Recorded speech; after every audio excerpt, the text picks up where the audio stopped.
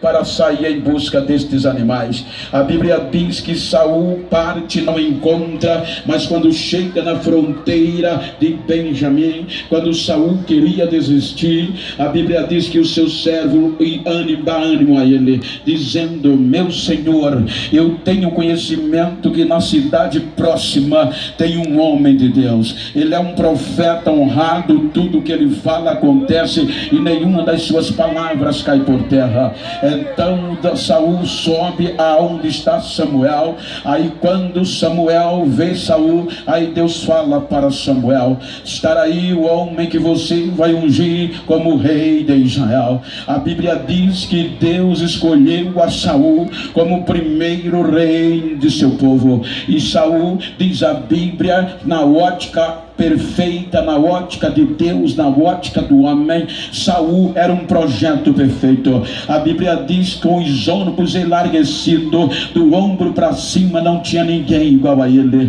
Era um marombinha, era um preparado, era sarado, era um homem acostumado a viver no dia a dia do campo. Ele cultivava a terra andando atrás dos animais. Então Deus escolhe Samuel, unge Saul como o primeiro rei de Israel. Saul enfrenta algumas rejeições que seria desfeita logo pouco tempo à frente. A Bíblia diz que Israel estava debaixo de uma ameaça por parte dos amonitas. A Bíblia diz que os amonitas estavam tentando e queriam muito maior poder devastar a Israel. Então Deus unge Saul pelo seu espírito e Saul entra no contexto. Saul lidera um grupo de israelitas que devastaram os amonitas e trouxe vitória para o seu povo.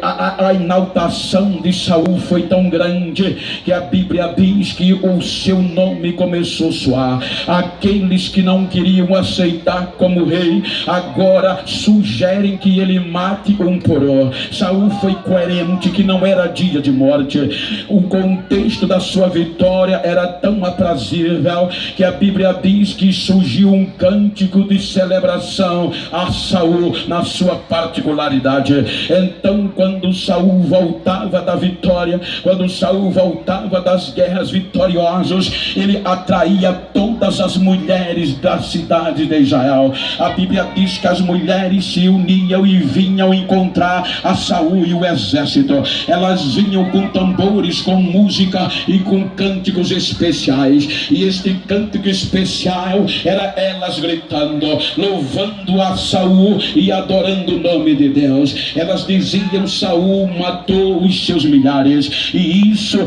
trazia ego para o coração de Saul. Todo final de guerra, toda vitória, as mulheres de toda a cidade de Judá iam encontrar cantando este louvor. Mas a Bíblia diz que no primeiro ano de Saul, ele arrebentou a ponto de agradar a Deus na sua presciência. A Bíblia diz que no segundo ano do rei Saul, ele começa a ensoberbecer. Quando nós começamos a folhear a Bíblia Sagrada, a Deus quer punir as amalequitas, porque feriram Israel no caminho da terra prometida. Então Deus chama Samuel e diz: diga a Saul que eu vou punir os amalequitas. Os amalequitas interromperam a passagem do meu povo, e eu quero que você dizime os amalequitas da face da terra. Deus deu coragem a Saul, Deus deu um exército poderoso a Saul, mas Saul, ele poupou os animais e poupou o rei Agag. O capítulo 15 diz que este foi o motivo de Deus o rejeitar na sua íntegra. Então Deus branda e diz: eu me arrependo de ter escolhido Saul como rei de Israel. Nos dias que Deus estava pronto para ratificar o seu reinado na face da terra, agora Samuel quis dar um jeitinho, mas Deus não queria mais. A unção saiu da vida de Saul e Saul agora começou a bater cabeça. Samuel tentava conciliar, aí Deus diz a Samuel em um contexto particular: até quando tu vai ter dó de Saul vendo que eu rejeitei. E a Bíblia é categórica: sem esta unção não há como deter o inimigo. Tem muita gente metida a besta por aí, achando que é alguma coisa. A Bíblia diz que a capacidade que nos mantém de pé, ela não vem de nós. Paulo, quando escreve a segunda carta aos Coríntios, ele diz que a nossa capacidade vem de Deus, porque pertence a Ele.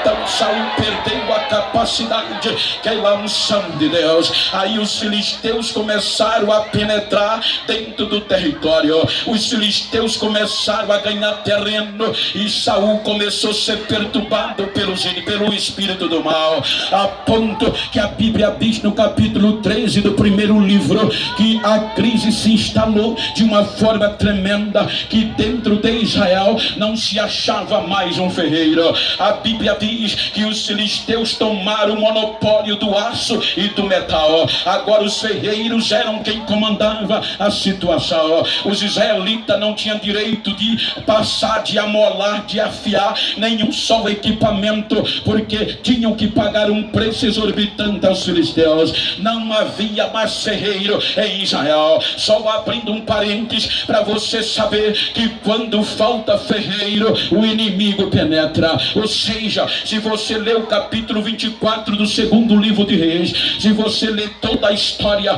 enquanto tinha ferreiro, o inimigo não invadia a terra de Judá. Porque, Israel, porque quando Israel estava na guerra, os ferreiros eram os que mais trabalhavam. Os ferreiros passavam 24 horas por dia na beira do fogo, assoprando fole, fabricando arma de ataque, lança e espada. Não foi à toa que Deus usou a boca de Isaías, salvo engano, no capítulo 16, 54 ou 54, 16, e ele disse: nenhuma ferramenta preparada contra vocês prosperará. Fui eu que criei o ferreiro, os assopradores de brasa. Ou seja, era neste período de guerra que os ferreiros não saíam da beira do fogo. A Bíblia diz que quando não havia mais aço, não havia mais metal no controle de Israel, os ferreiros se acabaram. Deixa eu saber só uma coisa, que no meio do século 21 ainda tem ferreiro de Deus na terra. Quem são os ferreiros? São aqueles que, quando todos estão querendo desistir, aquele grupo, ele chega na porta da gente batendo, falando em língua, tocando fogo. Quando pensa que não, quem estava frio está alegre, dando glória e pulando no meio da igreja. Deixa eu ver a mão dos ferreiros de Deus, deixa eu ver a mão dos assopradores de brasa. Enquanto tiver ferreiro, enquanto tiver assoprador de brasa, a Assembleia de Deus vai continuar sendo essa igreja pentecostal, que até culto de ação de graça virá culto de Pentecoste. Ou seja, agora não havia mais ferreiro, agora não havia mais carpinteiro. Aí os filisteus tomam o monopólio e começa a predominar. Saul sem unção e o inimigo perturbando ele. Olha que coisa linda. A Bíblia diz que Deus escolheu a Saul agora sem unção, e Deus precisava de um homem para fazer a diferença. A Bíblia nos dá o direito de mensurar e de conjecturar. Deus dá uma volta de 360 graus no planeta Terra, procurando um homem ou um jovem ou uma pessoa que quisesse ser cheia da sua unção. Porque Deus procurou. Vejam bem o que eu vou dizer. Eu estou aqui com 2 arranjos de flores verdes e amarela e até rosa, mas eu quero, ou seja, eu vou escolher um desses arranjos para colocar aqui mais para perto. O que quer dizer o texto é que se eu tenho um destilado, eu não preciso procurar, porque eu tenho. Eu só vou escolher qual é o que eu quero usar. Foi isso que Deus fez com Saul. Ele escolheu, mas agora Deus precisava quebrar protocolo, desmascarar os filisteus e levantar uma monarquia de onde viesse o Salvador. Aí ele olha, veja o que diz Salmo 89, verso 20. Atos dos Apóstolos, capítulo 13, versículo 22. Neste procurar, porque o verbo é bem claro. O verbo diz: achei a Davi um homem segundo o meu coração. E o verbo achar, ele desencadeia uma procura. Só procura quem não tem e só acha quem procura. Então Deus, para achar Davi, ele teve que procurar. Mas quando Deus encontra Davi, ele dá um riso, creio eu, vai para Samuel cheio de graça e diz: Samuel, enche os teus vasos de azeite e vem. Vai à casa de Jessé, o belamita, que eu me aprove de um dos seus filhos. Veja que quando Samuel, ele enche o vaso de azeite e parte para a casa de Jessé, ele vai num disfarce de sacrificar, mas na visão humana de Samuel, ele estava categoricamente correto, porque quando Deus escolheu Saul, ele escolheu o melhor dentro de Israel. Ele escolheu o perfeito, o mais preparado, o trabalhador, aquele que todo mundo aplaudia. Agora Saul decepcionou. Aí Deus manda ele na casa de Jessé. Quando Samuel chega na casa de Jessé, ele vai na mesma visão do primeiro: eu vou escolher o melhor. Deus escolheu o preparado, o homem de guerra. Aí a Bíblia diz que ele vai para Eliabe, que era o mais preparado, o mais robusto, o mais experiente. Quando ele pensa em ungir, aí Deus brada: não é esse não, Samuel. Aí vem passando Samar, vão passando os outros, até terminar os 7 filhos. Se você ler capítulo 16 do primeiro livro de Samuel, versículo 11, você vai ver que quando os 7 passaram, Samuel não entendeu. Aí ele vira para Jessé e faz uma pergunta: aos teus filhos se acabaram? Acabaram os jovens da tua casa? Veja que o texto diz, Jessé responde: não, não acabou, mas ainda tem um lá detrás das ovelhas. Ele é um projeto falido. Pode olhar que o termo termina com ponto final.